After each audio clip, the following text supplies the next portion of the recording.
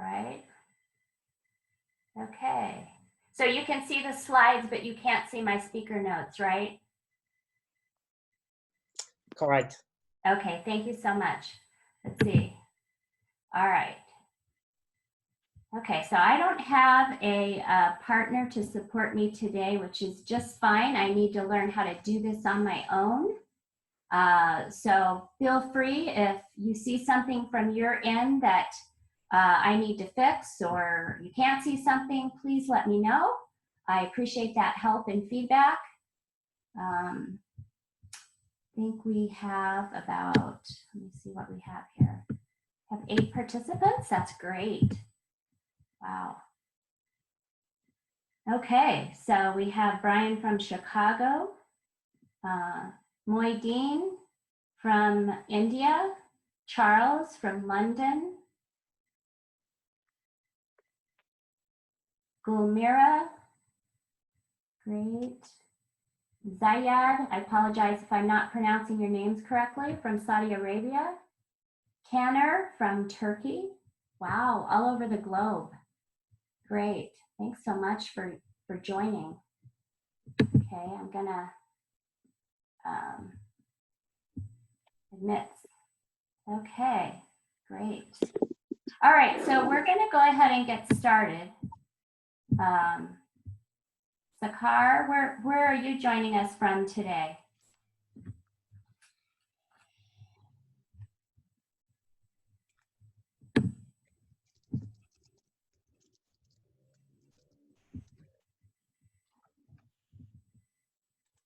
All right, okay.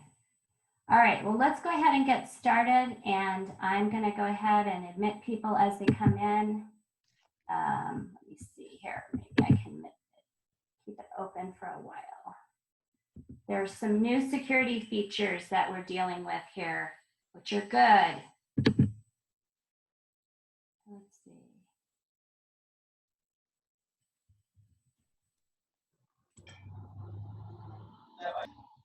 All right, okay. I apologize for a little bit of delay getting started. Okay, so I'm Diane Verkest. Greetings to all of you from around the globe. This is exciting. Thanks for joining in today. We have quite a bit to cover today, so I'm not going to spend a lot of time on telling you about me, because you can see my slide here, my biography. But the main 2 things that I've done in my life and I'm doing now is I spent about 35 years in human resources, both in the private and public sector. And so the topic of change is near and dear to my heart. One of the reasons I selected it for today, it was both a struggle, a challenge, and a success for me in my career in dealing with change and helping employees understand changes. And what I've done most recently, I actually retired early about 2 years ago, almost 3 years ago, and I've been a coach for about 5 years. And so, you know, I thought there are quite a few webinars out there right now about the COVID-19. So that is going to serve as the backdrop for our discussion today. I'll be referring to that quite often, but we don't have to just talk about that, because obviously there are all kinds of changes unrelated to the COVID-19. Thank goodness, right? But as I've been coaching my clients lately and the students at Udacity, I've just been noticing what's been going on with them and with others around me. And I realized that the magnitude of changes that we're all experiencing is so huge. Even one would say unprecedented, right? You've heard that word before recently. Okay. All right, so I thought it would be helpful. Just a minute, I think we have some, I'm going to ask you to mute yourself, if you would please, just to avoid the extra noise until you speak. That would really help me if you don't mind. I probably can't take care of all the logistics here by myself today. I'm going to try, but anyway, I thought it'd be helpful to have a conversation about all these changes we're facing. And really, you may already know about change process theory and the science behind and the psychology behind change processes. But I thought it'd be good to remind ourselves about the impact of change, particularly when it's involuntary, something we didn't want or ask for. And while you may be aware of all this science or psychology, you may not have thought about it as consciously lately. And so I thought it would be good for us to, let me see if I'm going to mute everyone. I'm going to mute everyone right now, but you can unmute yourself if you want to say something, and I hope you will in just a bit. So there are many models out there to explain change management, the concept of change, and the steps that we go through, whether we have change inflicted upon us or whether it's a situation where we invite change into our lives, which we do quite often, right? Sometimes we desire to make some kind of change. Oh, just a second, covered myself up there.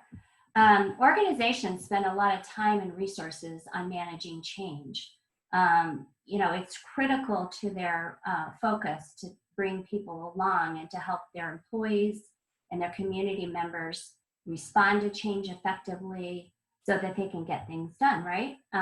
And so they want those changes to be successful. And what I want to do today is kind of bring all of this, these concepts and these ideas and how to make successful transitions down to a more individual level. And so we're going to keep it pretty simple today. I'm not going to introduce a lot of theories or too many models because many of you already know what some of the factors are that are at play. But what's important today is to really bring this into our awareness and maybe give ourselves a behind the scenes look at what's really going on for ourselves and others as we're dealing with not only the COVID-19 changes, but all the other changes that we face day in and day out in our lives. Okay, so what I want to do today is be more intentional, think about this consciously, dissect it, think about how these principles are applying to each of us as we work through all these changes. Okay, so that's enough introduction. Let's get on with it. All right. Okay. I'll try to pay attention to the chat, and if you need something, please feel free to unmute yourself, or if you can't see my slides, let me know that. So let's get this conversation started. What drew you to attend this today? And for this, can I ask you to unmute yourself and speak so I can hear you? And this will be more fun for all of us if it's not just me talking. I guarantee you that. Charles. Yeah, I think I'm just curious. So I've done a training with Udacity recently on data visualization. So I'm also in a career change with that. So I was just interested to see if I can pick up some tools to help that transition. Great. So glad to hear you're on today. Okay, who else?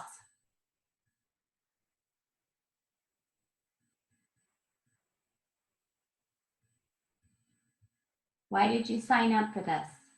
Hi, everyone. Hi. Hi. I was admitted to Erasmus University in Netherlands for a master's program for this year. But after this corona crisis, also the financial crisis coming along with this, I couldn't pursue, I couldn't go to study there this year. So I changed all my plans. And also my career plans have been affected to that. So that therefore I'm trying to find an optimal way out of this thing, so I can pursue a successful career afterwards. Great. Thank you. Okay, great. Sakar, thank you for sharing that. All right, who else? Tell me why you're here today. Good morning, everyone. My name is Sakar Michelle. I'm here to learn tools that can be helpful for when I'm applying in jobs, because most jobs are either being canceled or I don't have the qualifications. So hopefully I can learn something that can help me. Okay, all right, great. Thank you so much for sharing that. Okay, You're welcome. all right. Okay, so let's go forward. If you want to still weigh in on why you're here today, please feel free to do that in the chat. I'm going to mute everybody again just to keep the noise level down, but feel free to unmute yourself if you'd like to speak. I invite you to engage today.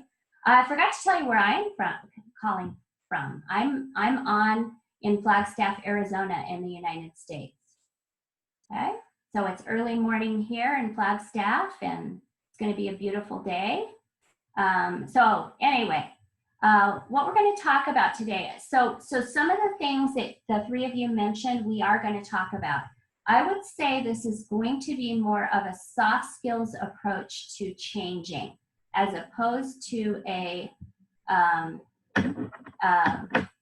I see a question from Charles. I'll have to answer that at the end, Charles.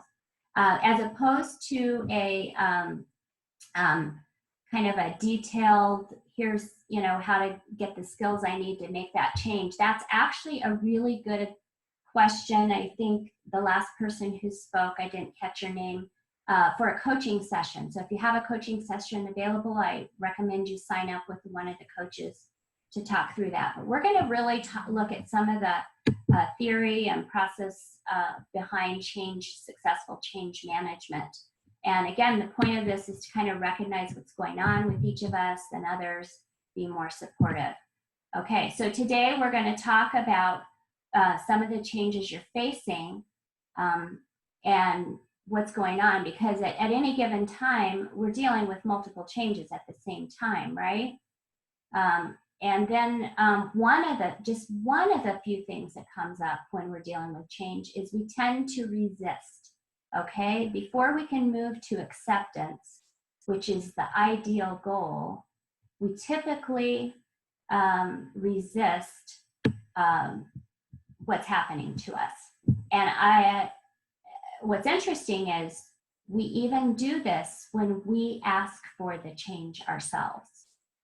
If we're making a career change, let's say that maybe we even got a promotion and it was a desired change, we have a different title, we're making more money, we still tend to resist certain elements of the change that's happening in our role. So that's why we talk about these things, okay? So it's important also to note that we are not alone in these changes and how they're impacting us. What we were going through is absolutely perfectly normal. And each of us is dealing with this in our own unique way. Okay, we work through the process of resisting, awareness, acceptance, all at different paces.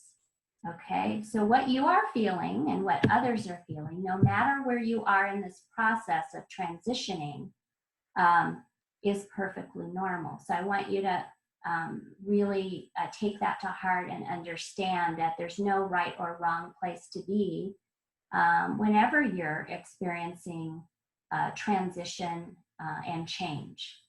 Okay, so we're going to talk a little bit about the changes, the stages of transition today, and we're going to talk about how we develop resilience, okay?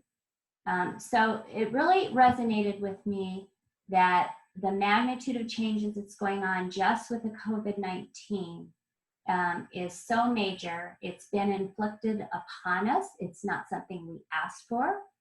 It's not something we wanted. All the efforts to thwart the virus and protect ourselves and others have such a far-reaching impact that most of us could not have predicted it. And it leads to so many other, one change leads to so many other changes in our lives. So if you and others are feeling out of sorts around all of this, it is no wonder. Okay, just know that you're in good company. Okay, and then finally, we're going to end up today talking about how we can use our current and past experiences, even the most painful experiences that come to us through change, to be more resilient for the future. Okay, so any comments before we move on? Okay, so here's where I need you to unmute, please, and tell me about the changes you are facing. Just give me the quick 1 or 2 words about the changes. And they, if you have something related to career and then something related to the rest of your life, please share that. And it doesn't even have to be related to COVID-19. So just give me the 1 or 2 words associated with the 2 changes that are going on in your life. Change in work environment. Work environment. Great. Anything else for you? Change in physical activity, like being in a lockdown. Right, right. Physical activity. Wow, that's big for a lot of people. What other changes are going on? I got a raise in my career, an appraisal this month. So they might be expecting more from me. So that's a change. Okay, I say that again. You got a raise? Yeah. Yeah. Great. Congratulations. And what else did you say? So they might be expecting more, and how can I give them my best? Oh, I see. And this is Moideen. Are you the one speaking? Great. Congratulations, first of all, Moideen. So you got a raise, which is great news. But you're thinking they may be expecting more from you, right? Yes. Right. Well, that makes sense. They probably are. So that's an example of what I talked about earlier is, you know, good change leads to other things maybe that aren't so comfortable. What else? What else is going on for some of you out there? Study environment and working from home. Working from home. Yeah. How many of you always wanted to work from home more, and now you're either loving it or you're hating it, right? Right. Yeah. How's it going for you?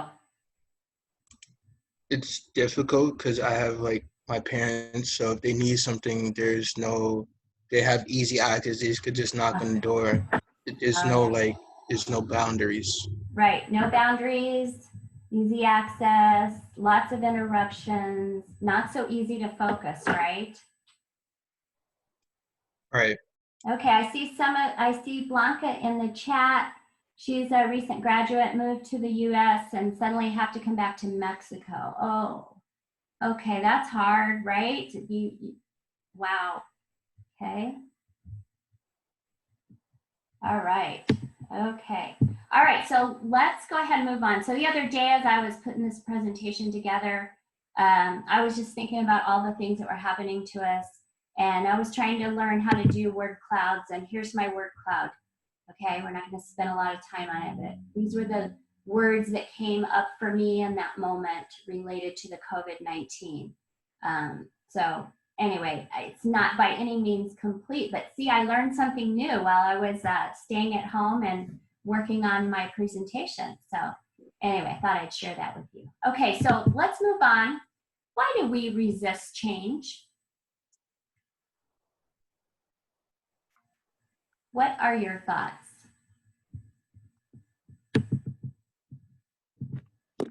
Well, I guess because it's difficult. So, you know, it requires to, you know, commit to the change and to adapt. And that's why a lot of people resist the change. Right. Charles, right. It's difficult. It's not easy to make a change. And as I said, it's difficult even in the best of changes for most of us, right? Even the things we want and we ask for are not so easy. And we'll talk a little bit about why that is. What else? Who else has a thought about why we resist change? Thank you, Charles.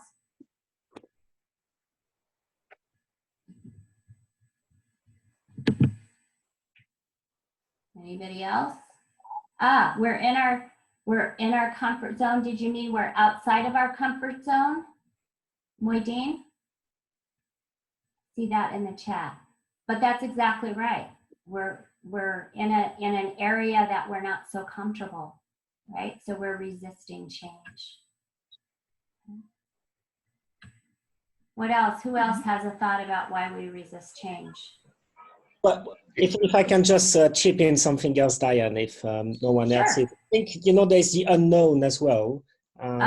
You're just, frightened by the change because you don't know how it will impact you, I guess. And that's like a change manager speaking. So, works on a change initiative. So it's making sure that people understand how it will impact them before they come up with, views. And I think if we relate on the COVID, people are, looking at what's going to come next and how it's going to impact their life, but actually no one is able to answer that question. So that's why the change is even scarier. Right, absolutely. So you gave me a three-pronged answer, if not more. That's great, Charles. So there's uncertainty. How long is this going to last? What's it going to look like? There's fear. You talked about fear, right? And then there's this unknown. So unknown and uncertainty are a little bit similar, but absolutely. This is why, these are some of the reasons why we resist change. And then Brian says on the chat, we have to admit to ourselves we're not as great as we thought we were. And that comes up often. Yeah, career changes. And, that's a big one for people in transition in their careers. Promotion is oftentimes where that one comes up. I've had that happen to me in some of my promotions. I've in the progress of my career, it's sometimes the realization that I didn't do certain things as well as I thought I would, and that I needed others to be competent in that area because it was not a strength of mine. And so that's a big one, Brian. Thank you for mentioning it. What else? Anything else? I think that we fear of losing, we fear of losing our money, our jobs, our assets, also as well as our habits that we have built all through the lives, and all our habits and our daily routines. So we will see that something that we feel that we are losing something that we have been building. Yeah. Absolutely. Is it Canner? Did I say your name right? No, it's John. It's like John. You can simply call me John if you like. Okay, John. Thank you so much. So moving on to the next slide. Absolutely. The loss that you talked about, money, loss of job, perhaps, the threat, and I'll just add one more, the threat to our health, right? To potential threat to our health or threat to our financial stability. And then you mentioned another one. We're creatures of habit. We like routine and we love order in our lives, most of us. And so the change brings about, a loss of our routines. Someone mentioned earlier, the work environment has changed for many of us. Our physical fitness is being threatened because we're not able to go to the gym or work out like we did before. So there's all this uncertainty and loss of order, right? So it feels like chaos at times. Okay, so let's talk about a few others. Thank you, John and Charles and Brian and others for helping me with this slide. We talked about the surprise earlier. This was a surprise to most of us. We might have had some sense that this could happen somewhere in our lifetimes, but most of us were surprised by this. The next one on my slide, number 4, is the ability to adapt. That's another reason we resist change, is we're not, and it kind of gets at what Brian said. Some changes are things that challenge our knowledge, our skills, and we're not sure we're up to that challenge, right? Certainly people who've not maybe done Zoom meetings had to learn new ways of communicating with others and how to do, get brushed up on technology. People who are just used to going into the workplace every day and talking with their colleagues, now they had to figure out their computer, and so there are all kinds of things like that. Anyway, all right. And then what about the extra work and effort? What are you guys experiencing there?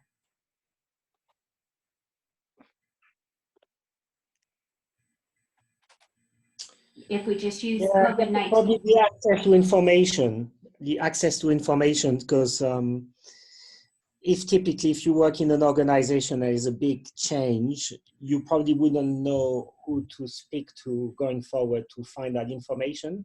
Mm-hmm. So I think that can generate additional work. Right. Absolutely, Charles. What else? Other extra work and effort with the backdrop of COVID-19, what's come up for you guys?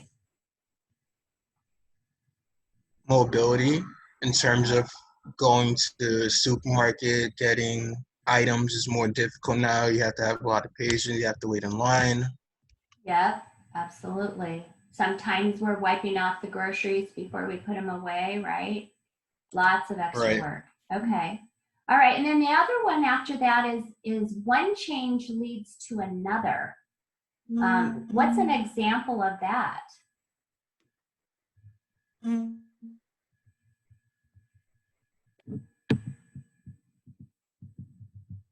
We make one change and it leads us to another change. Any thoughts about that?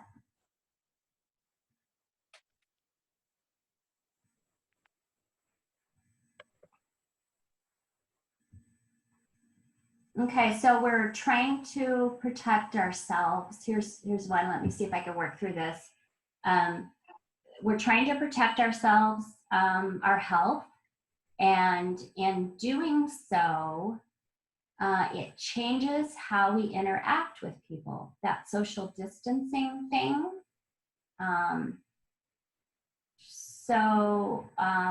It's not just the threat to our health, but now it changes our whole social interaction piece. That might be one example.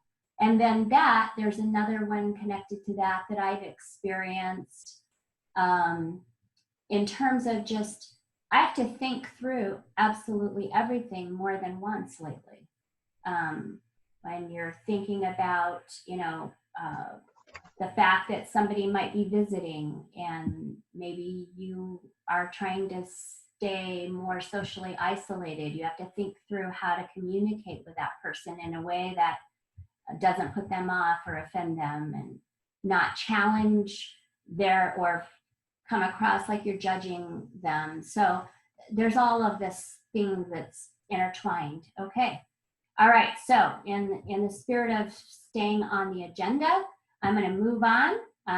Certainly we can circle back to this if you have other things you want to say. Thank you. Thank you all.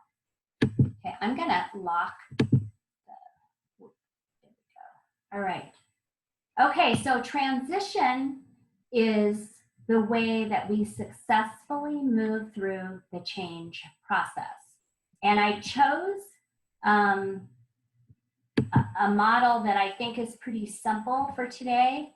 And it is William Bridges' model. He was a famous author, speaker, and organizational consultant. And he emphasized that understanding transition is the key to succeed in making effective change. He said that transition is a psychological process of adapting to change, and that it consists of 3 phases. So we're going to talk about each one of these phases. Stage 1, how has this shown up for you lately? The ending, losing, and letting go phase. Anyone? Yeah, I can probably put my finger on one of two of those feelings that, you know, we've all had recently, you know, on that. So I think that's a good example, sadly, in terms of, you know, the uncertainty, I guess, anger as well, you know, yeah. Right, right, okay. And you actually highlighted something I wanted you all to look at on the slide. What I've listed here, some are feelings, some are thoughts, and some are actions or behaviors. And that's going to be important in a little bit when I show you one of the tools that I'm sharing with you. So there are feelings of uncertainty. There are thoughts of, you know, a kind of denial. This isn't really happening. And when we're thinking about change, we often go through an introspective process of evaluating what's important to us, what are our core values, and what's our belief systems around that. And certainly with the COVID-19, this has come up for many of us. You know, what's our moral obligation here? You know, what's the most important thing to us? You know, we've had to make choices in this time that have that it's really challenged us to put priorities in place and think about our values and what's the most important thing. Even though we think this might be a good thing, or not the COVID-19, but some of the changes that come from that, and I've certainly heard people say that there have been positive things. These are thoughts that can impact us. And then that leads us to certain actions or behaviors. Some people during this stage might be reserved on taking actions. They might just be and it might look like paralysis, or they might seem withdrawn, right? Others of us might be researching, talking to others, sorting out how we think about the change. So there's all kinds of things going on in this stage, okay? All right, so the next stage, stage number 2, is what William Bridges called the neutral zone. Some of the feelings we might have going on here is we might be resentful, our morale might be low. The action that results from morale being low oftentimes is I'm not as productive. I might feel stuck. And another action is I might be bouncing back and forth. I said between stage 1 and 3, I might actually be bouncing back and forth between all 3 stages. And oftentimes we remain skeptical about that. So talk to me, how has this resonated with you? How many of you have felt like you've been in the neutral zone recently? And what has that looked like for you?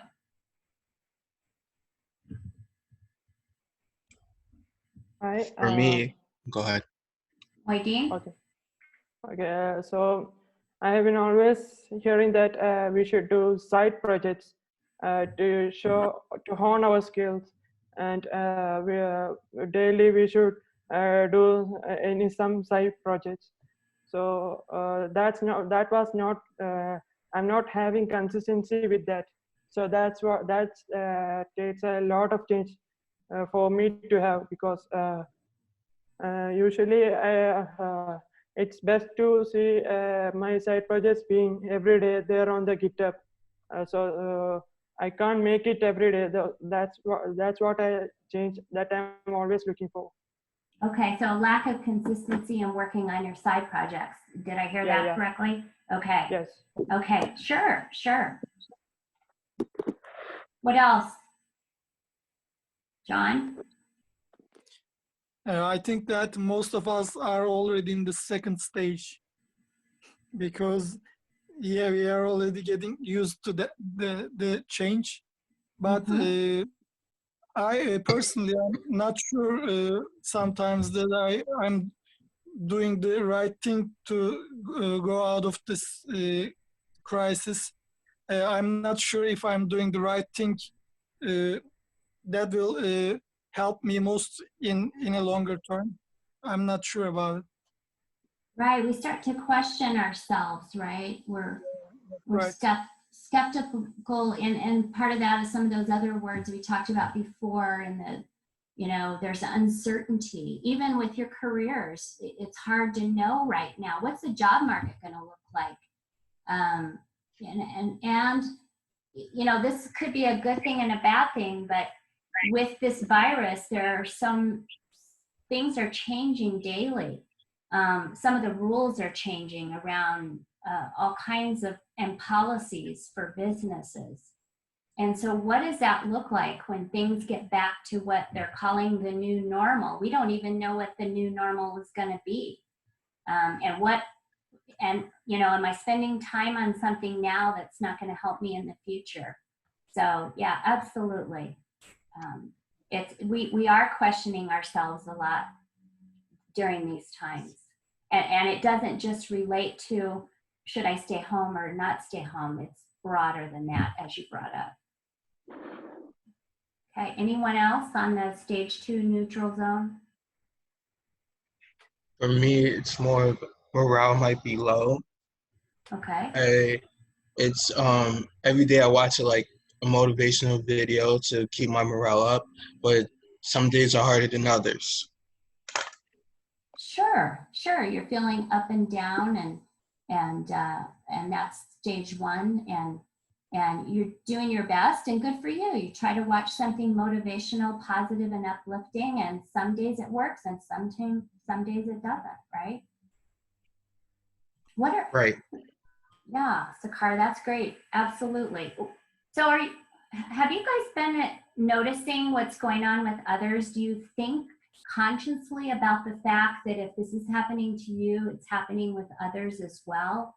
Are most of you thinking that way? Yes, for me, usually I try to reach out. I take a particular day of the week and just try to reach out to others and see how they're doing. Great. That's really helpful. And it helps too, because tensions are high. So when you have, maybe you're stuck at home with family, as some of you are, and you know, you see reactions that are sort of off the wall, something unexpected.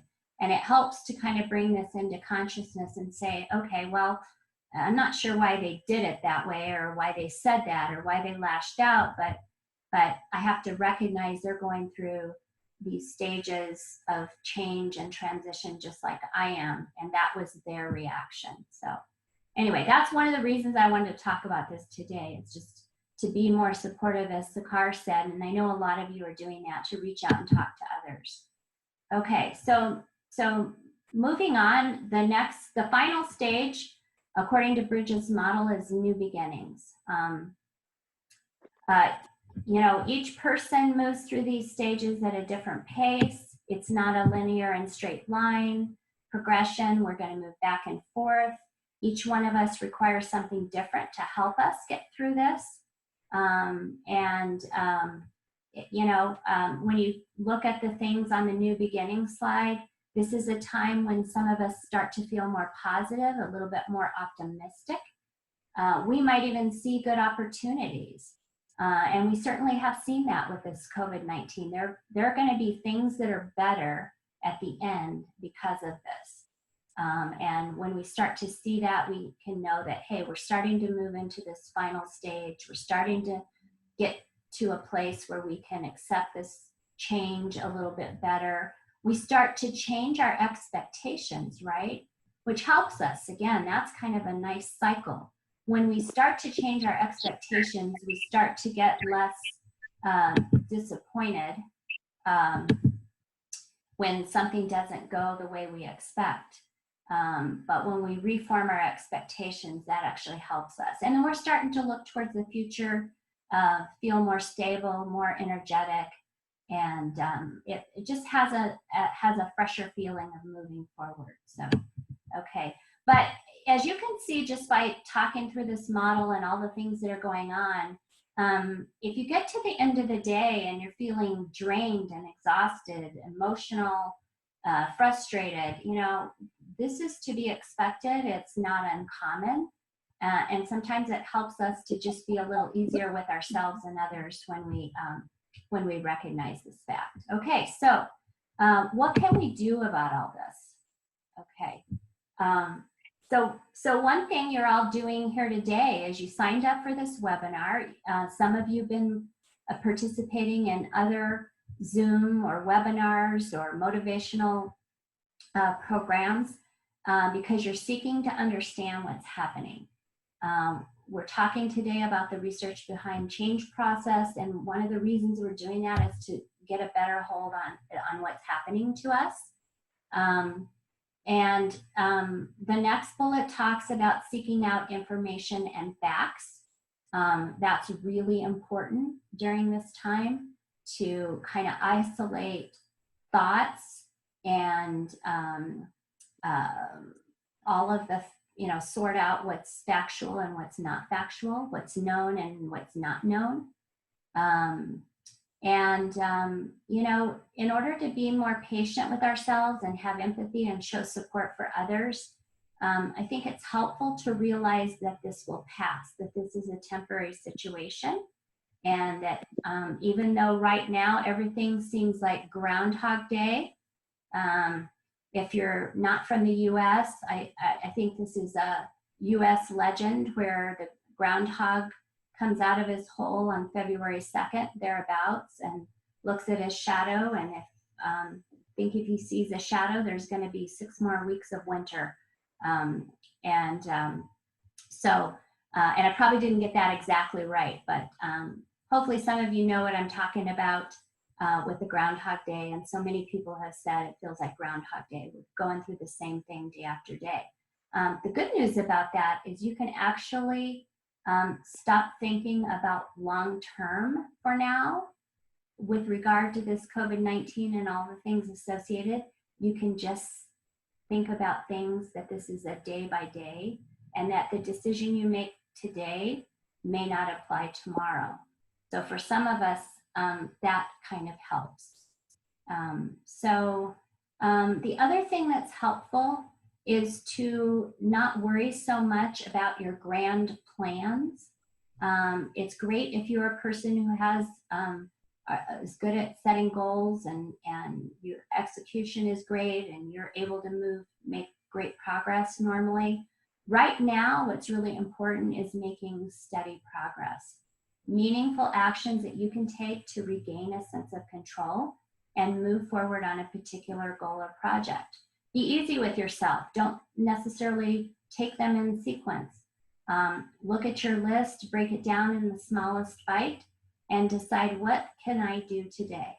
What will I actually be able to accomplish today? And make some progress towards that action. Okay, so I mentioned that we're going to talk about thoughts, feelings, and actions, because I highlighted some of those thinking, feeling, action words on the slides about the stages. And I don't know if you've seen this model before. This is actually called the cognitive triangle, and it has to do with the interrelationship of our thoughts, feelings, and behaviors. It's a concept used in behavior change process, or otherwise known as cognitive behavior therapy. I think the scholars behind that research are last names Ellis and Beck. I don't know too much about that actually. But the point I want to bring up here is that our thoughts can influence our feelings and actions. Our actions can influence our thoughts and feelings, and our feelings can influence our actions and thoughts. So it's all interconnected. And by changing just one, we can influence the other. So this is one of the tools I want to leave you with today.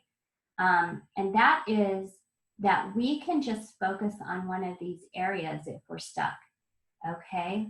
And the other concept I want to share with you is that thoughts are just thoughts. We think thousands and thousands of thoughts every day, and some of them we don't even really pay attention to, or we dismiss them as Oh, wow, that was weird. Where did that thought come from? I invite you to practice that more often with the thoughts that you do pay attention to. We oftentimes pay attention to thoughts as if they are factual and they are real. And that often can drag us down. It can lead us to a place where our feelings and our actions start to come from our thoughts, even if they're not factual or not even very rational. So I'm going to give you a quick example, given the time that where we're at, of how this played out with me. So with this COVID-19, we're trying to socially distance, and we're worried about age categories and who's most vulnerable. And so one day I had this thought, actually several days, I'm never going to see my grandkids again. Okay, and I didn't even really think too much about that thought. I didn't say to myself, well, that's not factual, that's not rational. Right away, my feelings, I became very sad. I had a lot of deep emotion around that. And, you know, I just started to get feeling somewhat desperate. And in terms of the action that I took, I sort of felt like I couldn't take any action. It's like, but I was sort of in a panic and a desperation mode. And I was, you know, being the HR person that I am, I always want to fix things, right? And so I was trying to figure out, okay, what could I do right now to take care of this? What can I got to fix this? This can't be happening. Okay, so what I did with that is I realized, okay, settle down. The idea that I'm never going to see my grandkids again is not only not is it rational, it's not a fact. Okay, and so what that led me to was a different thought. And the thought was this: I'm not going to see them for a while until it's safer. And right now, we don't know when that is. Okay, and what that did to my feelings is it gave me a much more manageable emotion. Not so sad. It was more of a longing and a looking forward to the day when I get to see them again. Okay, and then in terms of action, this is what's really nice, is it actually allowed me to do something realistic. I decided that, okay, now that I realize it's just going to be temporary, what can I do right now that's really important? And this brought in some of the things we talked about earlier, sort of evaluating what's really important to me. Well, it's really important to me for them to know that since they're young, that I'm not ignoring them, that I'm not just busy and not seeing them. So I wrote them a letter and I talked to them. It was a very short letter, and I figured they don't get letters too often. And so it would be really cool for them to get a letter in the mail. They're stuck at home, they're not at school. And so that was an effective action that was appropriate for the time. So that's just one example of how you can use this model to change your behavior, your feelings, and your thoughts, and get in a place where you can feel a lot better. So just remember, thoughts are just thoughts. You can make a choice whether to accept thoughts as fact or true. If there's evidence behind those thoughts, then maybe you want to pay more attention to them. But thoughts can pass if you let them, and thoughts are just thoughts. They're not facts. Okay. All right. Any comments before we move on? Okay, so the point that I want to make here is that we can all emerge stronger and more resilient. This is what's on the other side. When we make the transition successfully, we can come out stronger. And you know this already, I'm stating the obvious. But what does it mean to some of you when I say resilient? Tell me what that is.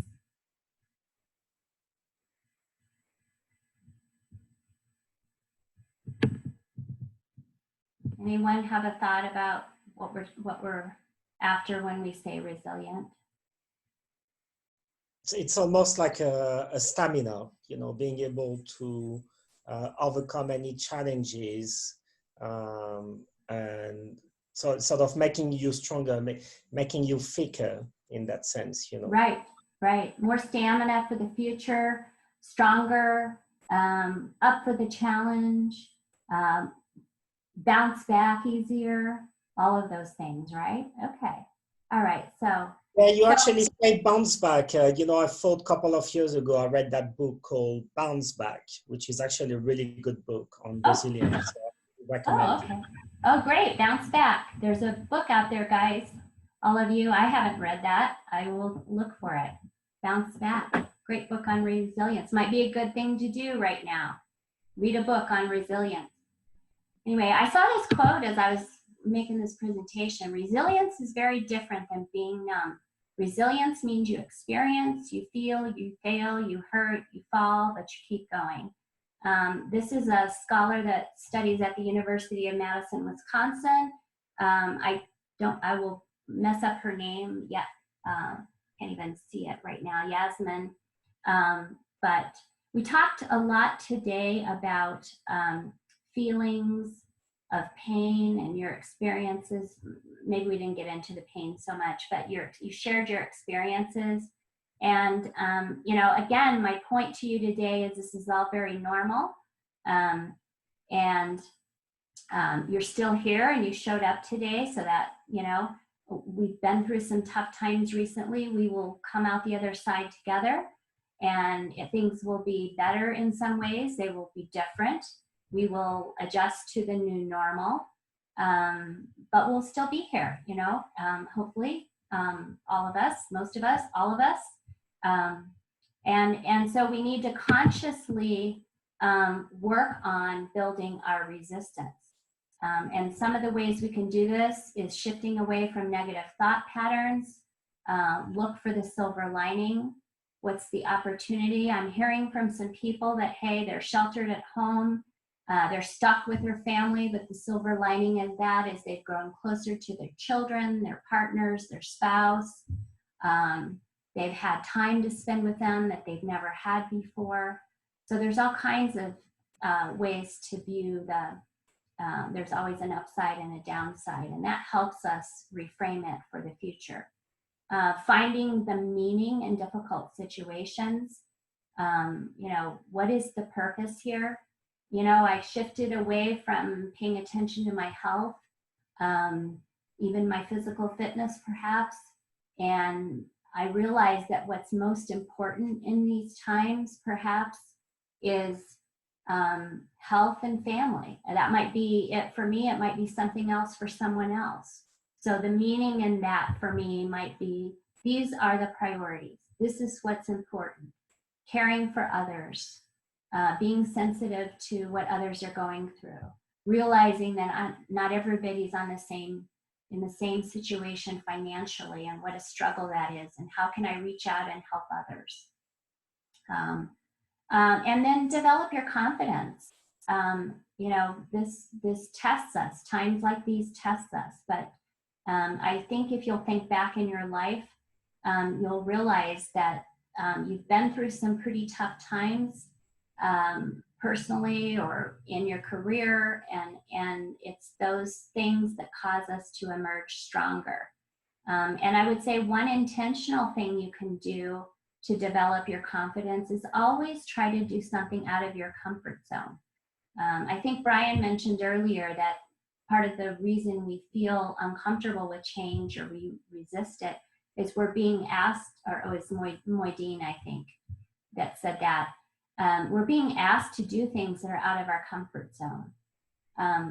But you can intentionally choose to do this. This helps you become more resilient. It helps you become stronger. And then the last one that I want to move to before we wrap up is, how do you reframe your past successes and use them to become stronger for the future and more successful? So I like this visual, and even the quote was kind of fitting. But I'll leave you with some questions. And I'd really like you to take these questions away today. And I'd like you to spend some time, maybe some quiet time, thinking about this. This comes up often in my coaching sessions with people who are trying to make transitions. And that is, what past life, here's the first question. What past life experience has contributed most to your resilience?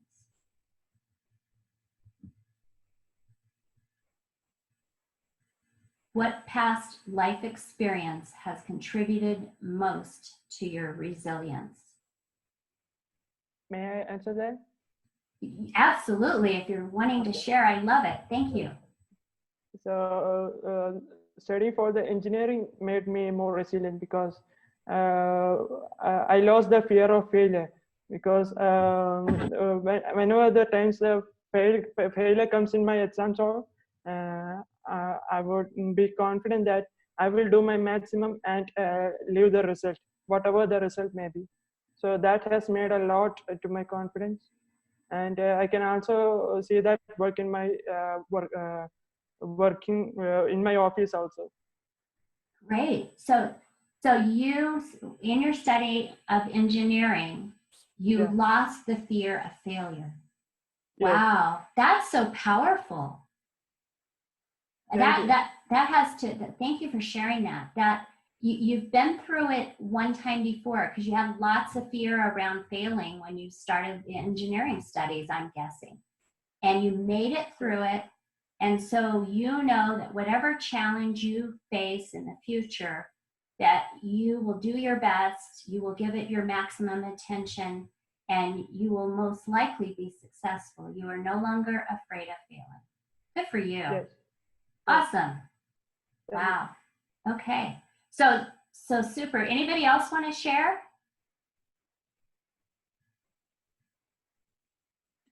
Okay. Okay, I hear somebody. Sakar? For me, it was physics. It was physics, kinematics. It had calculus in it, and I took it 3 times. Okay. I failed it. Thank you. I failed it twice, and the 3rd time I got an A.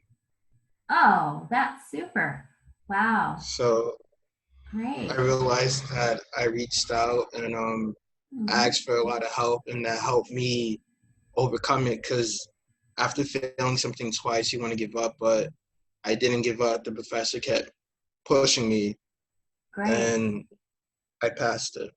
Okay, so this is perfect. This actually gives me the segue into my next parts of the question.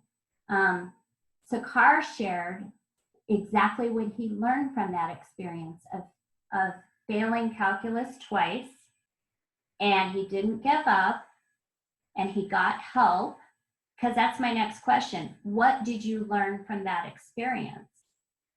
And so it sounds like you learned, Sakar, that don't give up, you can do it, get help, accept help, and you can be successful. Would that be accurate for you? Yes. Great. So that's the second part of the question. What did you learn from that experience? Write that down and think about that today. And then the final part of the question is, what did you do specifically that helped you be successful?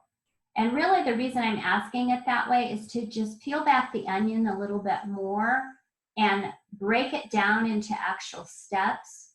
What were all the things you did specifically that helped you be successful? So then I would put it back on Sakar with that question and say, okay, so when you wanted to give up, how did you make it through that desire to give up? And you don't have to answer me, Sakar, but because I don't want to put you on the spot, but you can if you'd like. But that's why it's a three questions to ask yourself. What did I do specifically that helped me be successful? And then I guess there's probably a fourth part of the question. And that fourth question is, how can I take all that I've learned in my past success and apply it to what I'm currently facing, whatever that is?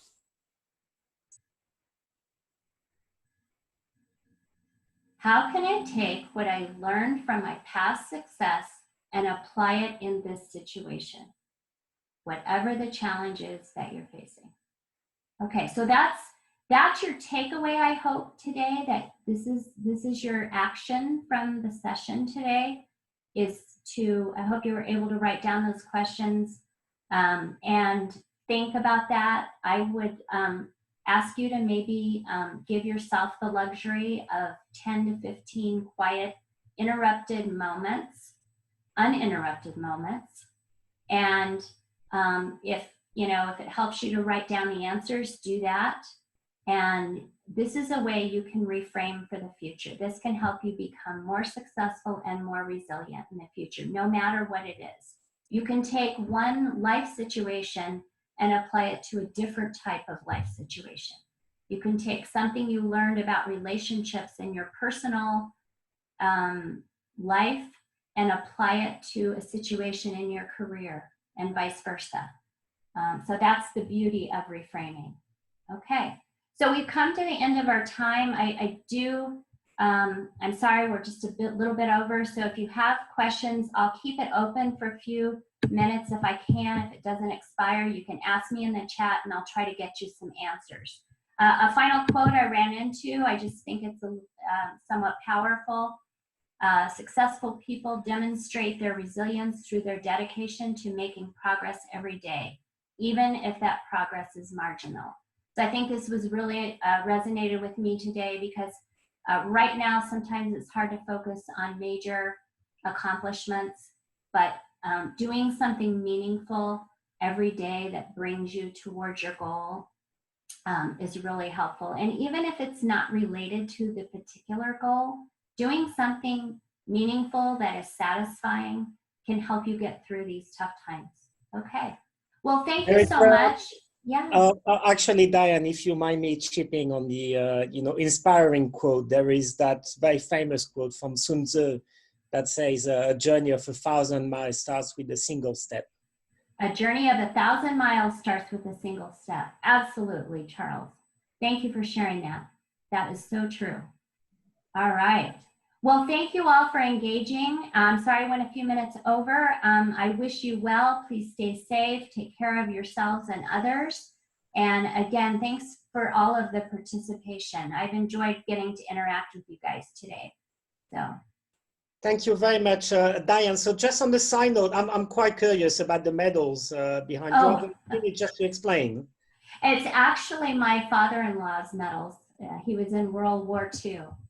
Oh, wow, that's very impressive. Yeah. Yes, we treasure them. Absolutely. Great, thank you for asking. Thank you, Diane. Take care. All right, bye-bye. Take care.